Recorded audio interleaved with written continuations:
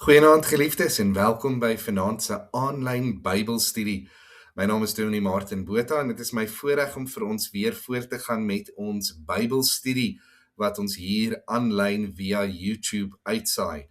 Ons begin vanaand met 'n spiksplinter nuwe Bybelstudie uit die Evangelie volgens Johannes.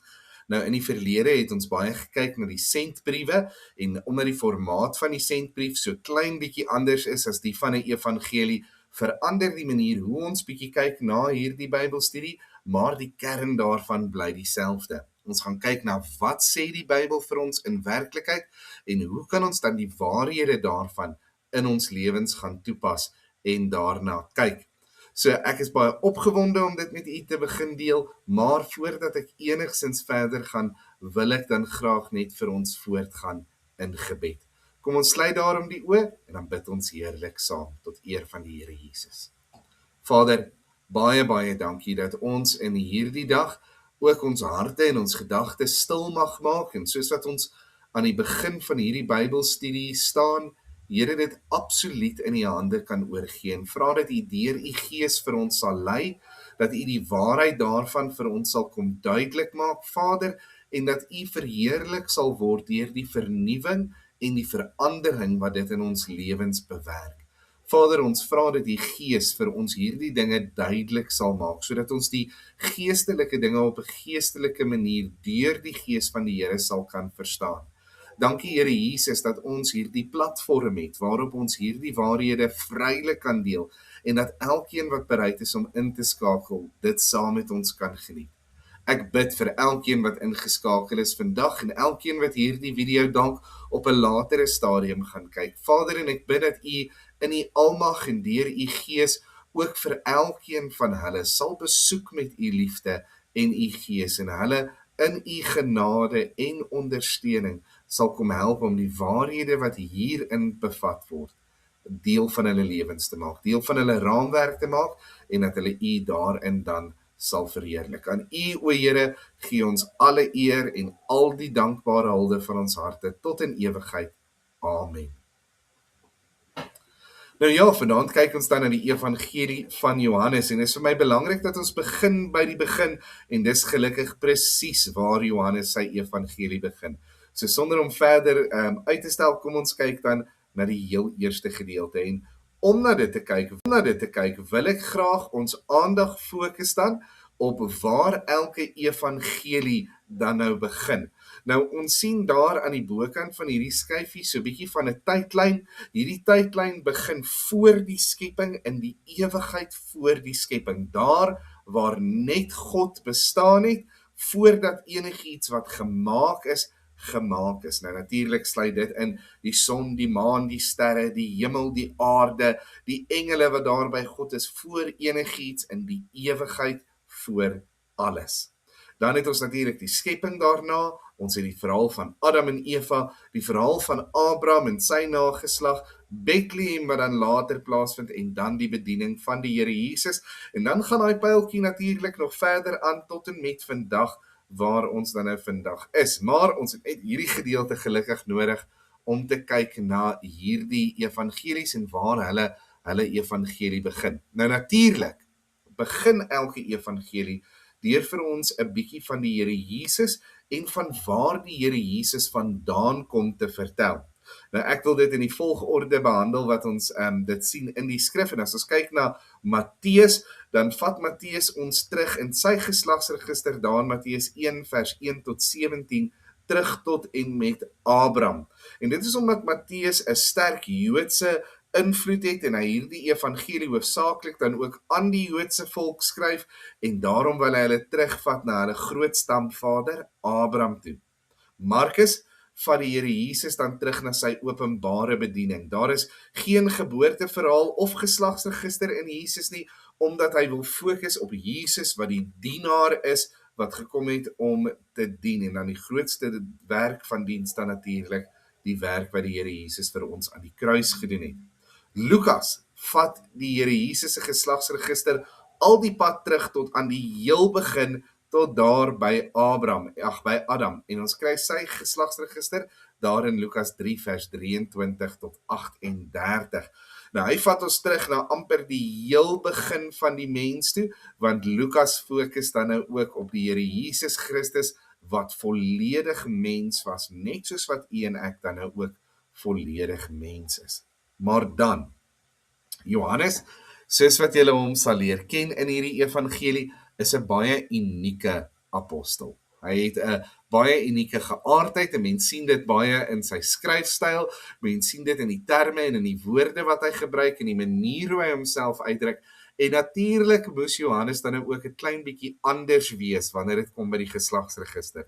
Johannes van die Here Jesus se geboorte of se bestaan, se begin, nie terug na Adam of Abraham of na sy openbare bediening nie, maar hy vat hom terug na net voor die skepping, na hierdie tyd in die ewigheid, met die baie bekende woorde, in die begin was die woord. Nou wil ek net hê, voordat ons verder gaan, dat ons sal besef, die eerste gedeelte waarna ons gaan kyk, Johannes 1 vers 1 tot en met vers 14, gebruik Johannes baie digterlike taal om vir ons te praat oor die Here Jesus. Hy praat met 'n bietjie raaisels en 'n bietjie metafore, en op daardie manier verduidelik hy vir ons eintlik baie diep waarhede oor die Here Jesus. En ons vind dit in hoofstuk 1 vers 1 tot 13, eintlik maar tot en met vers 14, en daarna begin hy te verander na amper 'n verhalende styl. So, hierdie eerste gedeelte baie digterlik, en dan van daar af is dit baie 'n verhalende styl, waar hy vir ons vertel wat die Here Jesus dan nou ook vir ons gedoen het hier op aarde. En in hierdie eerste gedeelte gaan hy vir ons praat oor die Here Jesus, en hy gaan 'n paar metafore gebruik om die Here Jesus te beskryf. Nou, ek wil hê dat ons reg aan die begin baie mooi sal verstaan wat hierdie metafore is, en dat ons duidelik sal besef dat dit terugverwys na die Here Jesus toe.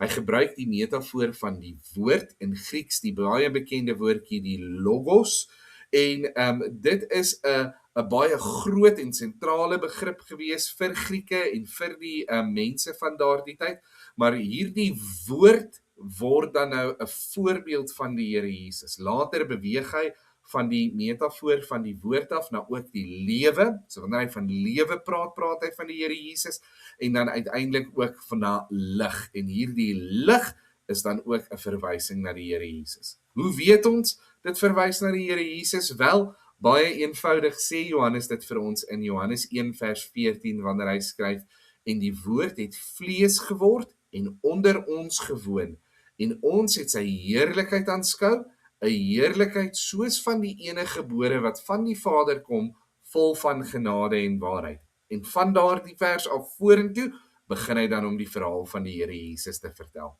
So hierdie eerste hoofstuk is 'n ongelooflike intro vir hierdie evangelie, waarin hy vir ons die Here Jesus in hierdie 3 beelde kom voorstel, en net wanneer ons begin wonder, maar waarvan praat Johannes as hy nou praat van die woord en van die lewe en van die lig, dan kom hy en hy sê vir ons, hierdie woord waarvan hy praat, wat die lewe is en wat die lig is, hierdie woord het vlees geword, met ander woorde, dit het mens geword en onder ons gewoon. En toe hy onder ons woon, ons sien hy gebruik daardie persoonlike voornaamwoord ook gereeld, daardie woordjie hy, toe hy onder ons kom woon het, het ons gesien. Hierdie is nie sommer maar net 'n mens nie, maar hierdie is die heerlikheid soos van die enige gebore. Daai beteken die unieke ene, nie enkel ene nie, maar unieke ene, wat van die Vader kom, vol van genade en waarheid. Nou vanaand gaan ons net stil staan by die eerste 3 verse in hierdie evangelie. Later, as ons bietjie deur gaan deur van die ander dele in die evangelie, mag ons dalk groter gedeeltes behandel, omdat ons nou nie 'n gelykenis wil opbreek of 'n verhaal miskien wil opbreek nie, so ons gaan dalk baie groter gedeeltes hanteer, maar vandag, terwyl ons nog besig is met hierdie inleiding tot die evangelie, en hy hierdie baie digterlike taal gebruik, wil ek hê dat ons dit in kort, verteerbare hoeveelhede inbreek, en dan baie mooi duidelik verstaan waarvan hy praat. So ons gaan fokus op hierdie eerste gedeelte, dan natuurlik die woord wat hy genoem word. Nou wanneer ons kyk na Johannes 1 vers 1 en 2, staan daar, in die begin was die woord, en die woord was by God, en die woord was God. Hy was in die begin by God. Nou, ons sien hier 'n paar dinge wat vir ons van die woord vertel word. Die eerste is, en ek gaan dit later in 'n bietjie meer detail bespreek, die eerste is, hy het van altyd af bestaan, in die begin was die woord. Dan sien ons natuurlik die goddelike posisie wat hierdie woord bekleed het. Hy was by God gewees, die woordjie, Griekse woordjie pros, hierdie woordjies hierso wat so met die snaakse letters geskryf word, is in die oorspronklike Grieks. Hierdie een is die woordjie pros, wat die woordjie verby daar is, en dit dui die posisie van die woord aan. Die woordjie hen, wat hierso uitgedruk word, is die woordjie was, wat daarin is, wat later baie van toepassing gaan wees.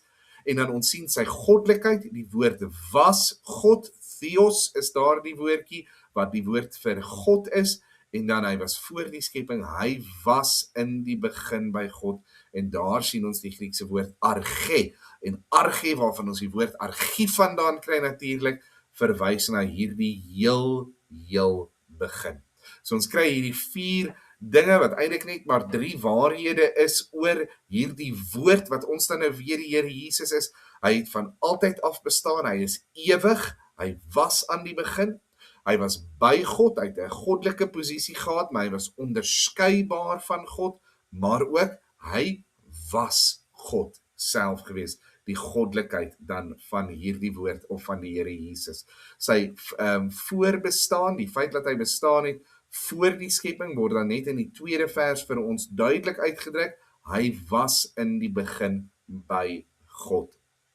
Nou goed, kom ons kyk vinnig na hierdie gedeelte 'n bietjie meer in diepte. Nou, om mee te begin het ek vir ons net die eerste 2 versies daarso neergeskryf, en ek gaan gereeld hierdie skyfie op die skerm gooi. Ek wil net hê dat ons stukkie vir stukkie deur dit sal gaan, en dan sal verstaan presies wat daar vir ons geleer word.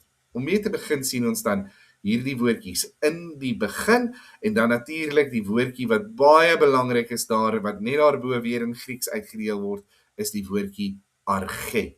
Nou, hierdie woordjie arge beteken die begin, dit beteken die oorsprong, dit beteken die heel beginpunt. Nou, dit is vir my belangrik dat ons sal besef die belangrikheid van hierdie woord, want wanneer Johannes hierdie woord neerskryf, dan praat hy van die regte begin, die begin van alle dinge. As ons in ons gedagtes 'n tydperk kan probeer oproep, toe daar nog niks geskape is nie, toe die idee van niks nog nie eers geskape is nie, toe daar in hierdie onbeperkte ewigheid alleen God was, dan praat ons daar van die oomblik toe God gesê het, laat daar lig wees, daardie oomblik toe hy begin praat, is die oomblik arge. So ek wil amper vir myself sê, toe God daardie asem teeg, as ek nou dit menslik kan vergelyk, God is natuurlik nou nie 'n mens dat hy sou asemhaal nie, suurstof moes nog geskep geword het, maar as ons nou op 'n menslike manier kan dink, as God sou moes inasem om te sê, laat daar lig wees, daardie inasem is hierdie heel begin, daardie woordjie arge. En dan is die tweede woord wat daarmee saamgaan vir my ongelooflik belangrik. En dit is daardie woordjie was. Nou, in die oorspronklike taal word dit in die imperfectum tyd geskryf. Nou, in Afrikaans is daar ongelukkig nie 'n mooi direkte vertaling vir imperfectum tyd nie. Ons praat net eenvoudig mooi maklik van die verlede tyd. Met ander woorde, hierdie is die woordjie was. Nou, dis belangrik vir ons om te verstaan dat hierdie woord waarvan Johannes nou gaan praat, alreeds in die begin was. Met ander woorde, die bestaan van die woord, die ontstaan, die oorsprong van die woord, is nie die begin nie. Die woord is nie met ander woorde 'n produk van die skepping nie, want die woord het alreeds ontstaan voor die skepping. Die woord het alreeds ontstaan voor die skepping. En as ek dit nou vir ons gaan deurtrek na die Here Jesus toe, dan beteken dit eenvoudig vir ons, die Here Jesus, hierdie woord waarvan Johannes sy evangelie gaan skryf, het nie begin ontstaan in Bethlehem toe hy gebore is nie. Vir ons is dit nogal menslik om so te dink, is dit nie? Ons begin, as ek dit so kan sê. Ons bewuswording is selfs na ons geboorte word ons eers bewus van onsself, maar ons oudste geskiedenis, die vroegste wat ons van onsself weet, is maar ons geboorte. Maar Christus is anders. Hy is nie soos ons in daardie opsig nie, en veral in die sin dat hy 'n bestaan, 'n oorsprong gehad het. Hy het nie noodwendig 'n beginpunt gehad nie, maar hy het 'n bestaan gehad voor die begin, voor die skepping, voor alles gemaak was. En ons sien voorbeelde daarvan en herinneringe daaraan dwars deur die skrif. In Johannes 1 vers 3 staan daar byvoorbeeld, alle dinge het deur hom ontstaan en sonder hom het nie een ding ontstaan wat ontstaan het nie. Met ander woorde, hierdie woord, en nou kan ek Johannes amper sien terugverwys na Genesis 1 toe waar God gesê het, en daarom die woordjie woord, en dit was ook in die begin, laat daar lig wees, en deur hierdie woord is alles geskape. Nee, God het gepraat en dit het waar geword. En nou kom Johannes en hy sê, wel, net soos daar in die begin, deur God se woorde daar 'n materie gevorm het en alles wat ontstaan het, net so is daar deur die Here Jesus, deur hierdie woord van God, alles geskape wat geskape is, en sonder hom het nie een ding ontstaan wat ontstaan het nie. Met ander woorde, daar is niks wat bestaan vandag wat nie bestaan as gevolg en deur van die Here Jesus nie. Met ander woorde, die Here Jesus is die een deur wie alles ontstaan. Niks kan sê, ek het 'n bestaan buite die Here Jesus nie, want deur hom het alle dinge ontstaan, alle dinge, sluit alles eenvoudig in, en sonder hom het nie een ding ontstaan wat ontstaan het nie. Is dit nie wonderlik nie? Nou dit sê vir ons twee dinge. Een is, ek bestaan as gevolg van die Here Jesus Christus. Hierdie wêreld bestaan as gevolg van die Here Jesus. Die buitenste ruimte bestaan as gevolg van die Here Jesus. Alles wat bestaan deur die Here Jesus Christus. Hy hou alle dinge in stand. Hy is die een wat skepper is. En dan kan ons ook aflei daaruit, omdat hy die een is deur wie geskape word, kan hy nie 'n skepsel wees nie. Nou, jy kan nie byvoorbeeld 'n houtbytel uitkerf uit die hout uit nie. Hy kan nie homself maak nie, nê. So met ander woorde, God kan nie die een wees wat gemaak is en wat gemaak het nie. Hy is nie deel van hierdie skepping op dieselfde manier as wat alle ander dinge is nie. Alles is deur hom gemaak. So hier sien ons byvoorbeeld 'n bietjie van 'n vergelyking tussen Christus dan die woord en die skepping. Hy was voor die skepping was geskape. Hy was die skepper, die skepping het deur hom ontstaan. En hy onderhou die skepping, sonder hom bestaan daar nie een ding nie. Nou dwars deur die skrif sien ons dat die Here Jesus self hiervan gepraat het. In Johannes 8 vers 58 staan daar byvoorbeeld, Jesus sê vir hulle, voorwaar, ek sê vir julle, voordat Abraham was, is ek. Dan kry ons ook natuurlik Johannes 17 vers 5. En nou, Vader, verheerlik my by Uself met die heerlikheid wat ek by U gehad het voordat die wêreld was. Die Here Jesus natuurlik in Johannes 17 net voor sy kruisiging verskoon tog besig om te bid en met God die Vader te praat, en dan sê hy vir God die Vader, verheerlik my met die heerlikheid wat ek by U gehad het voordat die wêreld was. Ek weet nie of jy dit opgetel het, ek het nou 'n bietjie daar verloor, maar wat ek wou sê is, in die vorige gedeelte, toe hy gesê het, voordat Abraham was, is ek, hy praat met daardie Godtaal, die groot ek is, hy was al reeds daar gewees voordat Abraham daar was, alhoewel Abraham dan nou in 'n menslike kapasiteit sy stamvader ook was. In Johannes 6 vers 38, want ek het uit die hemel neergedaal, nie om my wil te doen nie, maar die wil van hom wat my gestuur het. Met ander woorde, die Here Jesus het nie maar net begin bestaan daar toe hy in Bethlehem gebore is nie, maar hy was by die Vader en die Vader het vir hom gestuur aarde toe en hy het uit sy eie wils besluit dan nou aarde toe gekom om die wil van die Vader te doen. Kosbaar. kosbaar. Johannes 1 vers 15 en hierdie woorde word soort van herhaal in vers 30. Dit word herhaal net nie presies nie.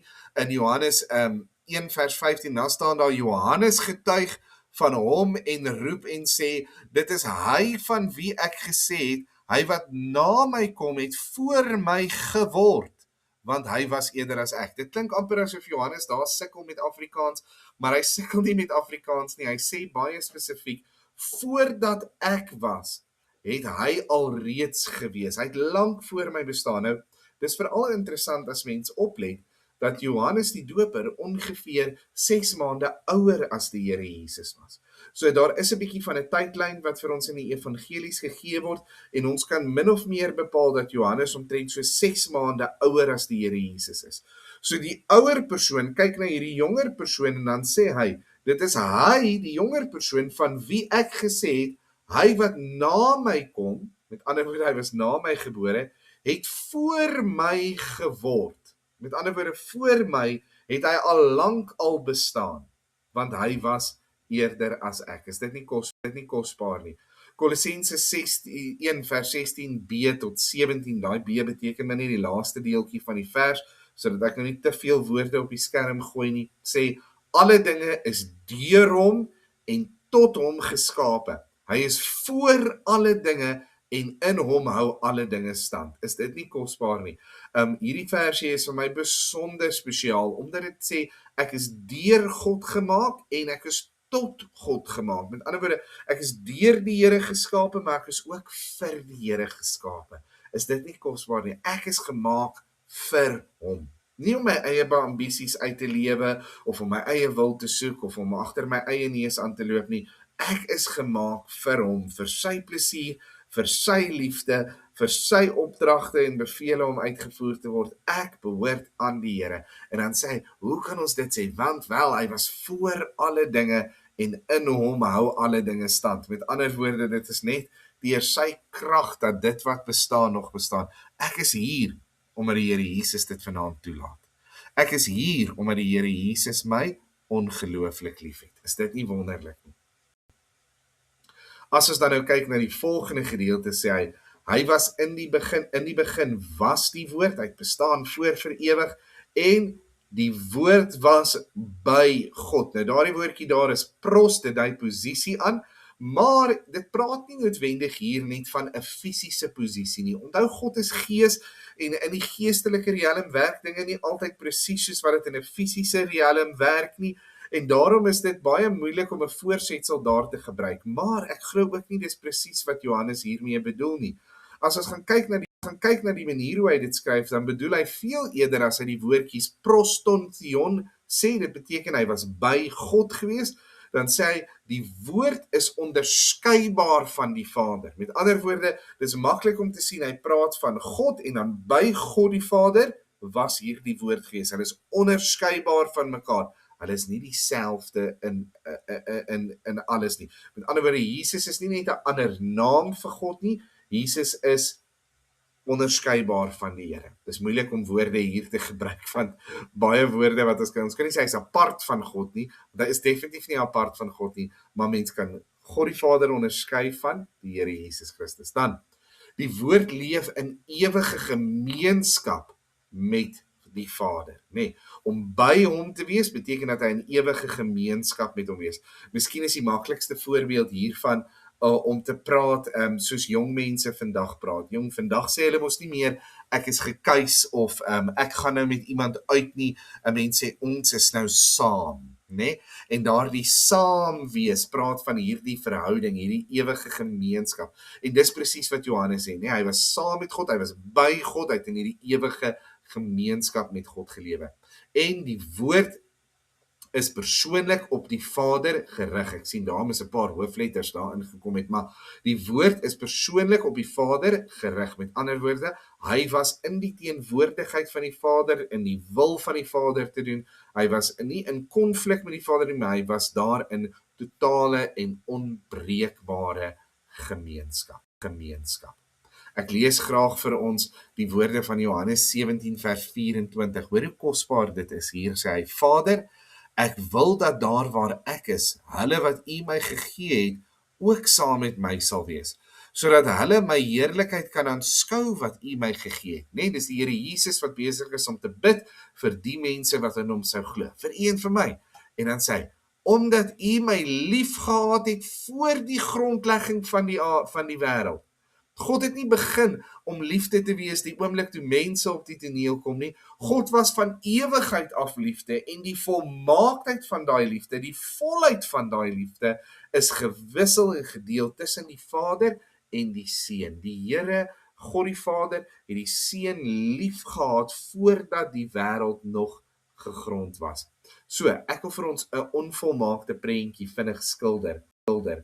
En hierdie prentjie gaan ek nou nog afrond, maar een van die dinge wat hierdie vers eenvoudig vir ons sê is, die Vader is nie die Seun nie. En dan het ek hierdie in grys bygesit, want dit is nie regtig in hierdie gedeelte baie pertinent so nie, maar die res van die Bybel leer dit vir ons baie duidelik. Die Seun is ook nie die Heilige Gees nie. Hoe kan ek dit sê? Wel, baie eenvoudig, die Here Jesus sê vir ons, dit is voordelig dat ek gaan, as hy aan die disippels openbaar, dat hy sal moet sterwe, en dat hy sal opstaan na 3 dae, en dat hy sal opvaar hemel toe. Hy sê vir hulle, dis voordelig dat ek vir julle gaan, want as ek gegaan het, sal ek dan die trooster na julle toe stuur. Met ander woorde, die Here Jesus onttrek van die aarde in sy menslike fisiese hoedanigheid soos wat hy daar was, en die Heilige Gees word uitgestort oor die kinders van die Here. Daar's 'n baie definitiewe onderskeid tussen die Seun en die Heilige Gees en tussen die Vader en die Heilige Gees.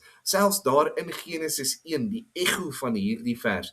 In die begin het God gesê, laat daar lig wees, met ander woorde die woord van God, die Seun van God, God self wat sê, laat daar lig wees, en dan in vers 2, en die Gees van God het oor die waters van die aarde gesweef.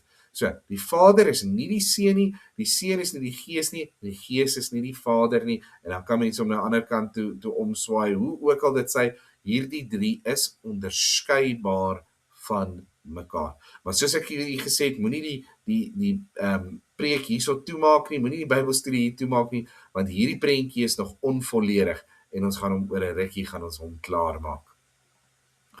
Goed, die volgende gedeelte, as ons kyk na vers 2, 1 en 2 weer sê, en die woord was God.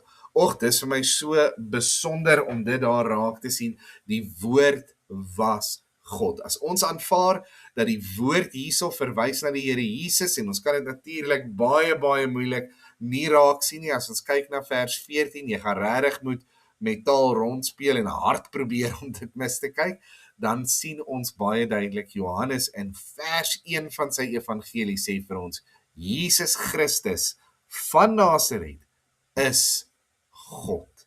Is God. Die woordjie hier was is nie 'n verlede tyd woordjie was wat eenvoudig beteken was nie, maar dit beteken hy was God en hou aan om nog steeds God te wees tot in 'n onbepaalde tyd in ewigheid. So wat sien ons hierin raak? Wel, ons sien Theos en Holos, die woord is ewig soos God, hy is die skepper soos God, hy is by God en hy is die volheid van God. En nou kan ons miskien hierdie prentjie vir ons meer volledig maak. Ons sien, die Vader is nie die Seun nie, die Seun is nie die Heilige Gees nie, die Heilige Gees is nie die Vader nie, maar die Vader is God, en die Seun is God, en die Heilige Gees is God. Die Vader is nie gedeeltelik God en die Seun gedeeltelik God en die Heilige Gees gedeeltelik God nie. Hulle is nie al drie saam 'n opbou tot God nie. Hulle is nie afsonderlike dele van God nie. Die Seun is volledig God, die Vader is volledig God en die Heilige Gees is volledig God. En ek weet dat dit moeilik is om te verstaan. Ons gebruik baie onvolmaakte voorbeelde om dit te probeer verduidelik, maar die feit van die saak is, ons kan dit nie heeltemal volkome verstaan nie. Baie mense gebruik die voorbeeld van die eier, en dan sê hulle, dis soos die eier wit en die eier geel en die eier se dop, maar daardie drie dinge is nie alles saam 100% eier nie. As die eierdop 100% van die eier was, en die eier wit 100% van die eier was, en die eier geel ook 100% van die eier was, maar nog steeds onderskeibaar, dan sou dit miskien 'n beter voorbeeld gewees het. Vir my is 'n voorbeeld wat ek gebruik in my gedagtes, wat ook nie heeltemal volmaak is nie, is om te dink aan myself. Ek is liggaam, siel en gees, maar ek is steeds een wese. En in daai opsig is die Vader, Seun en Gees, maar hy is een wese. Baie, baie kosbaar. Die heilige drie-eenheid van God in hierdie eerste gedeelte definitief al vir ons baie mooi uitgebeeld.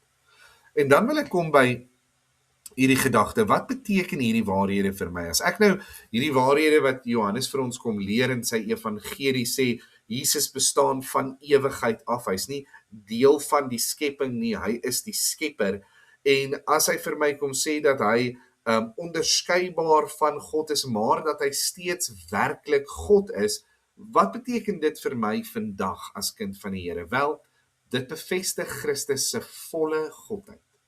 En dis vir my die belangrikste van hierdie hele gedagte. Jesus Christus is vir ewig, volkome en volmaak God. En dis baie belangrik vir ons om te verstaan. En ek het hier in geel so bygetik, dit beteken ons het nie meer 'n godsdiens wat net sê, wat kan ek by Jesus leer nie, maar eerder sal ek voor Jesus buig. Ek dink die laaste tyd baie keer aan mense wat godsdiens benader, asof die Here Jesus een of ander guru is, by wie ons kon leer hoe om 'n beter lewe te leef. Asof hy vir my wil leer hoe om my persoonlikheid en my omstandighede en my lewe op so 'n manier aan te pas, dat ek makliker daardeur sal gaan, of dit vir my beter sal uitwerk, of ek op 'n manier een of ander voordeel daaruit sal kry. Party mense gebruik die Here Jesus asof dit 'n manier is om voorspoed en geluk in jou lewe in te kry. Ander wil persoonlike ontwikkeling by die Here Jesus leer. Maar die Here is nie 'n guru nie. Die Here is nie 'n profeet nie. Die Here Jesus is nie 'n goeie mens gewees nie. Hy's nie iemand gewees waarna ons net kan opkyk nie. Hy was en is vir ewig God. Daarom is my vraag nie, wat kan ek by die Here Jesus leer net nie, maar my vraag is, sal ek voor die Here Jesus buig? Natuurlik leer ons by die Here dinge, nie? Natuurlik leer die Here ons van ware nederigheid en van ware genade en van vergifnis en hoe om te bid en al die duisende dinge wat die Here Jesus ons geleer het. Maar primêr vra ek nie net, wat kan ek by die Here Jesus leer om 'n beter weergawe van myself te word nie. Ek sê, hoe kan ek voor die Here buig? Hoe kan ek hom aanneem, nie net as 'n goeie wese nie, maar as my werklike en volledige en volkome God. Dis ongelooflik. Maak seker in jou lewe dat jy die Here Jesus eer as God, as die een deur wie en vir wie jy geskape is. Die een wat nie net daar is om jou lewe te laat uitwerk asof hy 'n genie in 'n bottel is, of asof hy daar is as 'n guru wat jou allerlei raad en leiding gee nie, maar die een voor wie jy werklik kniel en sê, U is God voor ewig. Die een voor wie die engele roep, heilig, heilig, heilig is die Here van die leerskare. Die een wat almagtig is, die een wat ewig is, die een wat van die begin af is. Laat ons voor hierdie Here Jesus buig. In die volgende gedeelte beskerm hierdie vers vir my die waarheid van die drie-eenheid. Dit maak van die menswording van die Here Jesus nie net 'n mooi verhaal in die verlede nie. Jy weet, as ons die Here Jesus begin sien as iemand wat gebore is in Bethlehem en wat maar net 'n mens was wat 'n goeie lewe gelei het en hierdie tragiese einde gehad het, dan word hy maar net 'n mens met 'n mooi storie en 'n storie waaruit ons baie dinge kan leer. En daarin wil ek sê, daar's baie mense wat baie mooi stories geleef het en waaruit ons baie dinge kan leer, maar die Here Jesus is nie dit nie. Sy menswording is die neergebuigde genade van God. Dit is daardie oomblik toe God in sy grootheid, in sy godheid gesê het, maar ek sal die gedaante van 'n mens aanneem en myself verneder deur 'n diensknegt te word en gehoorsaam te word tot die dood aan die kruis, sodat hierdie mense kan sien my heerlikheid en my kan aanneem as hulle persoonlike verlosser en gered kan word daardeur en hulle my liefde kan ervaar. Met ander woorde, dit word 'n uitdrukking, die Here Jesus se hele lewe word 'n uitdrukking van God se genade en sy liefde vir elke mens. Dit beteken, Jesus openbaar God op 'n manier wat net die Here Jesus kan openbaar. Die Here Jesus het nie nodig gehad soos die profete om te sê, so sê die Here nie, nee, dis die lese van ons kerk en dis 'n ongelooflike goeie een om te hê, want ons wil graag sê soos wat die Here sê, maar die Here Jesus het nie nodig gehad om dit te sê nie. Die Here Jesus sê, ek sê vir julle. Hy het vir ons God openbaar dat as ons hom sien, sê hy vir, ek dink is vir Thomas wat hy dit sê, as julle my gesien het julle die Vader gesien. Ons kan leer hoe God teenoor sondaars optree. Ons kan leer hoe God redeneer en hoe God dink. Ons kan God se liefde en genade en sy goedheid ervaar in die Here Jesus Christus. Dis asof ons nie 'n manier gehad het met ons menslike verstand om te verstaan wie God is nie. En toe kom God in die vorm van die Here Jesus en hy kom vertaal wie hy is in die lewe van die Here Jesus Christus. En as ons na hom kyk, dan sien ons wie God werklik is. Is dit nie amazing nie? Dis ongelooflik. En dis iets wat net die Here Jesus kon doen, want hy is God self. Hy was daar van die begin af. Dit maak sy kruisdood van oneindige waarde. In die tyd toe die Here Jesus geleef het, was kruisiging 'n normale manier waarop hulle mense tereggestel het. En as ek die geskiedenis so lees, dan klink dit vir my asof hulle amper elke Jan Rap en sy maat tereggestel het. Maar die kruisiging kry waarde in die feit dat dit die sondelose seun van God is wat sy lewe daar gaan offer het. God self wat sy lewe daar gaan offer het sodat ons deur hom mag lewe.